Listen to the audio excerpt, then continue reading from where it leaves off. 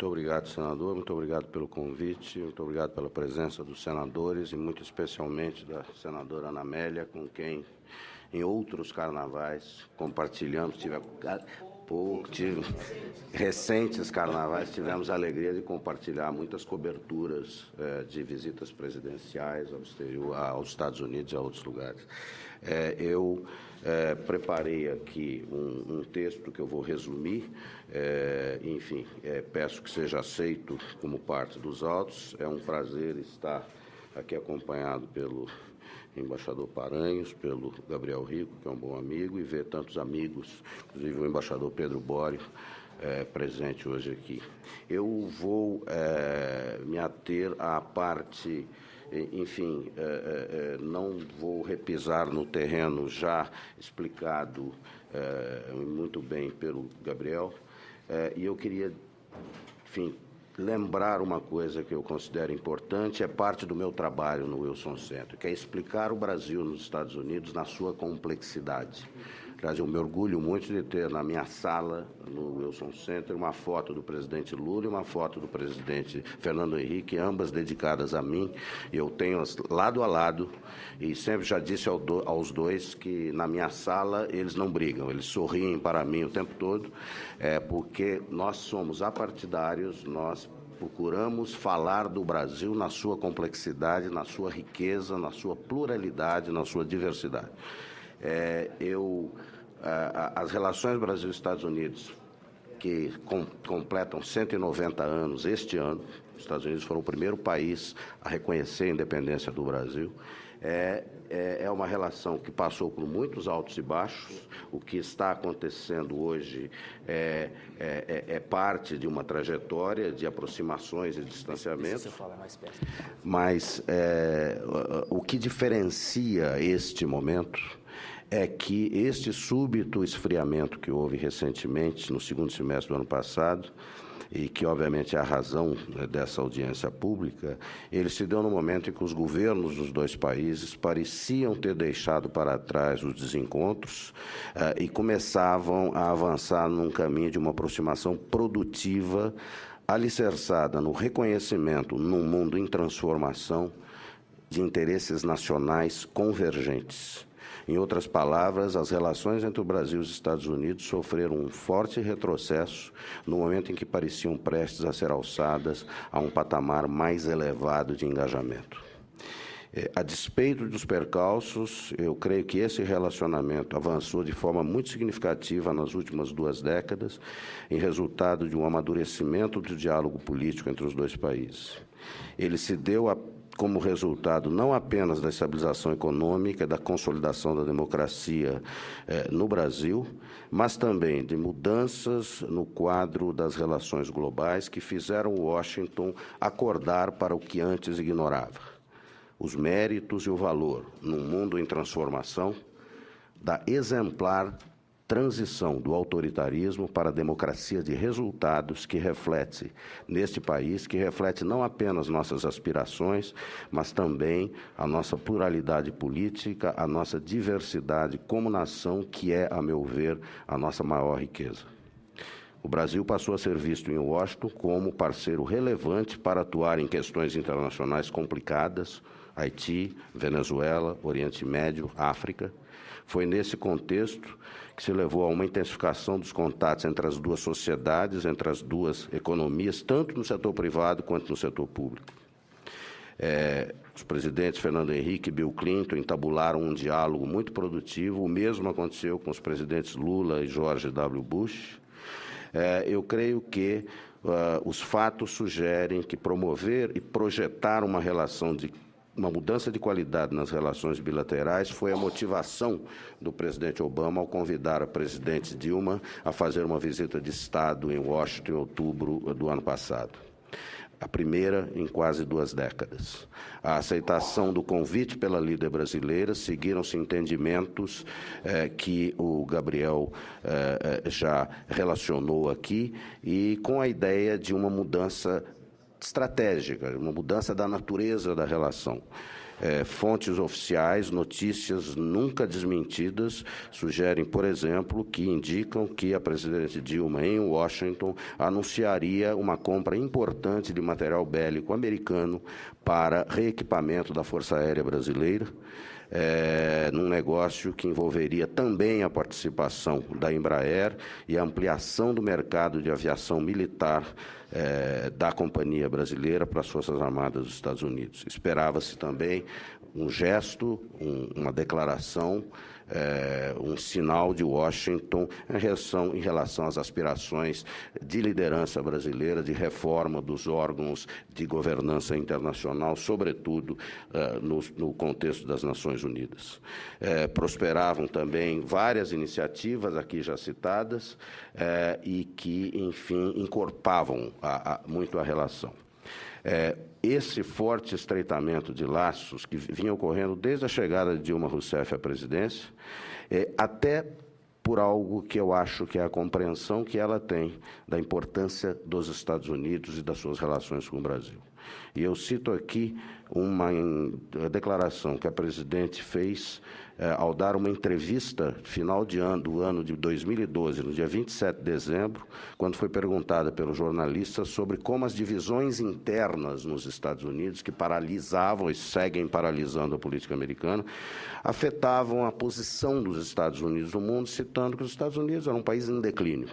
E a presidente respondeu dizendo que previa com a reeleição, a reeleição do presidente Obama, que já havia acontecido um mês antes, enfim, seria beneficiada por um impacto positivo que a recuperação da economia americana, já então visível, teria para as relações bilaterais, teria, enfim, para a economia mundial. Eu cito a presidente Dilma Rousseff, que eu acho esta frase muito importante. Perguntada, respondendo a essa jornalista, ela disse que a economia americana é uma economia muito flexível. Todos aqueles que acham que os Estados Unidos perderam importância internacional deviam lembrar-se de duas coisas. Os Estados Unidos têm uma economia flexível em sua capacidade de se reinventar e é também uma economia extremamente inovadora. A visita do presidente Barack Obama aqui em março de 2011, já citada pelo Gabriel Rico, foi a primeira vez, marcou a primeira vez em que o presidente dos Estados Unidos visitou um presidente do Brasil antes de ser por ele visitado. Foi um fato político significativo, intensificaram-se a partir daí as conexões, como o Gabriel mencionou, as conexões, por exemplo, da aviação comercial, que são geradas por fluxos concretos, necessidade que tem, enfim, executivos de negócios, turistas, estudantes brasileiros de estar nos Estados Unidos e vice-versa. A propósito, eu gostaria de lembrar que 25% dos 40 mil universitários brasileiros contemplados até o final de 2013 com bolsa de estudos do programa Mobilidade Científica, escolheram universidades americanas. Como todos sabemos, a visita de Estado da presidente não foi realizada. Enfim, a revelação das atividades de espionagem da NSA no Brasil tornou impossível politicamente a realização da visita. Houve uma quebra de confiança, é claro, e o caso não foi apenas com o Brasil. Quer dizer, as atividades, por exemplo, de espionagem de líderes de países amigos dos Estados Unidos suscitaram dúvidas, questões dentro dos próprios Estados Unidos, como toda a atividade da NSA em relação à privacidade dos próprios cidadãos americanos. O Executivo e o Legislativo americanos hoje estão empenhados em reformar, em conter as atividades desse tipo, para que elas, enfim, fortaleçam, em vez de prejudicar o relacionamento internacional dos Estados Unidos. Houve outros desdobramentos que vocês conhecem, a visita do presidente da França aos Estados Unidos recentemente, ele também foi alvo desse tipo de espionagem, mas declarou que, enfim, as relações dos Estados Unidos com a França eram muito importantes, que ele resolveria, deu o caso por encerrado, visitou os Estados Unidos e Washington. Da mesma forma, a primeira-ministra da Alemanha, a chanceler alemã, que é esperada agora no início de maio. E eu acho que isto, enfim, essas iniciativas dos líderes da França e da Alemanha de impedir que o caso Snowden continuasse a pautar as relações dos seus países com os Estados Unidos, esvaziou uma demanda do governo brasileiro, que inicialmente seria um pedido formal de desculpas, que os Estados Unidos apresentassem um pedido formal de desculpas, isso depois de que o presidente Obama declarou publicamente que não o faria. Como sabem todos, o diálogo bilateral foi reiniciado a nível ministerial há 3 semanas, com a visita aqui do secretário do Tesouro dos Estados Unidos, o Jack Lew. Veio também a secretária de Estado adjunta para o Ministério Ocidental, Roberta Jacobs. Não sei se tem notícia da vinda próxima do vice-presidente dos Estados Unidos aqui ao Brasil, no contexto da Copa do Mundo. Eu acho que o desejo de retomada do diálogo Brasil-Estados Unidos esteve presente e visível mesmo nas questões derivadas da espionagem. O governo brasileiro convidou, o governo americano aceitou participar do Comitê de Coordenação de uma conferência internacional sobre governança da internet, que vai se realizar em São Paulo este mês. E o governo americano agradeceu publicamente o Brasil pela decisão de não conceder asilo a Edward Snowden. Então, enfim, mesmo na questão que causou a controvérsia, os países souberam manter o contato.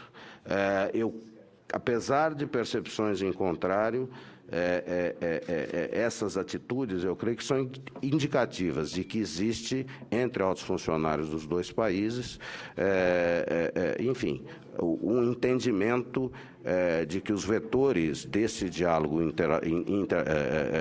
bilateral estão num dinamismo crescente de aproximação entre as duas sociedades, seja entre indivíduos, entre empresas, entre instituições. É um diálogo que se dá independentemente dos governos e, frequentemente, apesar deles. Assim, os funcionários parecem ter claro que, mesmo nos momentos de dificuldade, não devem esticar a corda, pois o seu rompimento não é opção aceitável em nenhum dos dois países.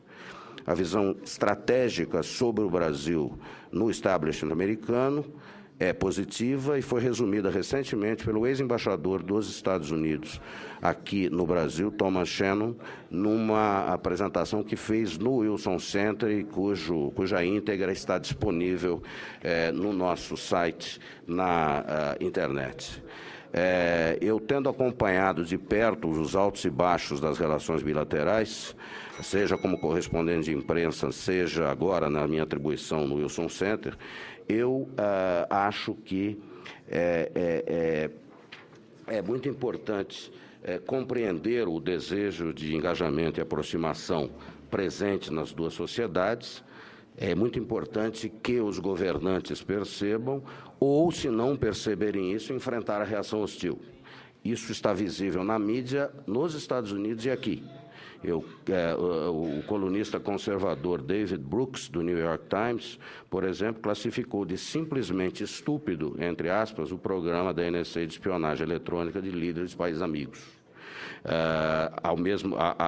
Ao mesmo tempo, existe hoje em Washington,